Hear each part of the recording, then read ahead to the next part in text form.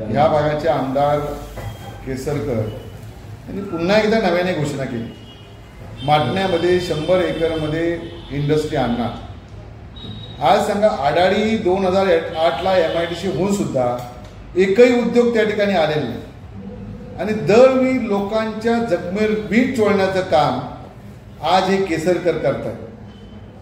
हे दुसरा एक विषय बघा की त्यांनी आता सिंधुदुर्ग MIDC मध्ये येणार फार्म उद्योजक, मी आत्ताच अधिकाऱ्यांशी बोललोय इथे येण्यापूर्वी, किंवा कुठले उद्योग तुमच्याकडे आले क्या आता ह्या लोकांनी जे कोण ह्या मिटिंगला आहे त्यांनी एकाने तरी ॲप्लिकेशन केले का आपल्याकडे? तर नाही। पुढच्या 8 दिवसात आता आचारसंहिता लागेल, पण कुठल्याही लोकांनी ॲप्लिकेशन न करता लोकांना या ठिकाणी बनवाबनवी करायची। आज केसरकरने अशा हे बनवाबनवीसारखा एखादा नवीन पिक्चर काढला तरी उद्या नवल वाटायला नको, दरवेळी खोटं। आता तिसरा एक तरी मी काल वाचलंय की 4 दिवसात 250 लोकांना रोजगार देणार, 4 दिवसात MIDC मध्ये आडाळीच्या। काय जादूची कांटी फिरणार आहेत का? आज 18 ते 20 हजार लोक आज नोकरीनिमित्त गोव्याला जात आहेत। आज त्यांची चेष्टा केल्यासारखा हा विषय आहे। दुसरा विषय येते की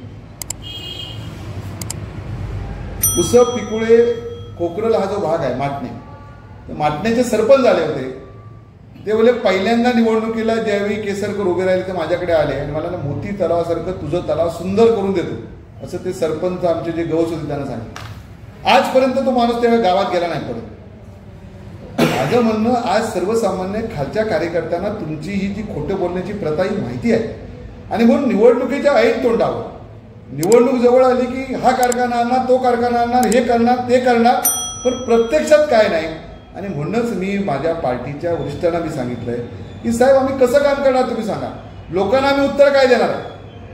2 लोकांना तरी नोकरी लागणारा एखादा उद्योग त्यांनी इथं आणलेला असेल, मी पुन्हा पुन्हा मागच्या सगळ्या चष्म्याचा कारखाना, सेटअप बॉक्स पुन्हा सांगणार नाही, पण दरवेळी खोटं बोलायचं, रेटून बोलायचं आणि इथल्या जनतेचा विश्वासघात करायचा।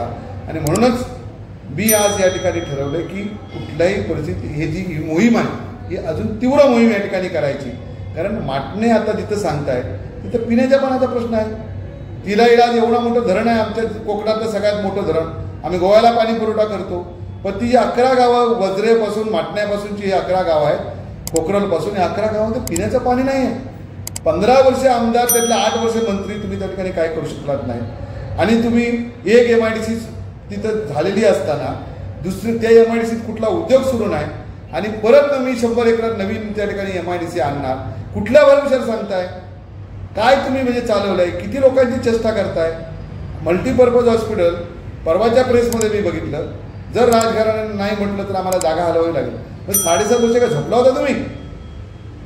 ज्याही वेतियाचे सरपंच तुम्हाला जागा द्यायला तयार झाले की 6 एकर जागा आम्ही त्या ठिकाणी देतो हायवेच्या बाजूला, तुम्ही त्याला विरोध केला। लोकांची चेष्टा किती करणार आहात आपण, हा माझा प्रश्न या ठिकाणचा आहे। आणि म्हणूनच ह्या ज्या 2 दिवसापूर्वी त्यांनी ज्या घोषणा केल्या त्या घोषणाच्या विरुद्ध लोकांनी सावध व्हावं, लोकांनी आपल्या डोळ्याची पट्टी या ठिकाणी बाजूला करावी आणि त्यांना त्यांची जागा दाखवून आज ज्या जर्मनीच्या नोकऱ्या सांगतायत ह्या केसरकरांना जर्मनीला लोकांनी पाठवा, तरच हा भाग सुधारणार आहे। हा भाग 25 वर्ष मागे आलेला आहे, ना कुठला कारखाना, ना कुठला व्यवसाय। जर पर्यटनाच्या माध्यमातून मालवण, तारकर्ली, देवबाग आमच्या जिल्ह्यात जर 15 लाखापेक्षा जास्त पर्यटक येतात, आम्ही गोव्याच्या बाजूला आहे, आमच्याकडे आंबोली आहे, हिल स्टेशन, चौकुळा आहे, गेळे आहे, मांगेली आहे, असली आहे, सुंदर सुंदर निसर्गाने नटलेली सगळी गावं आहे, पारपोली आहे।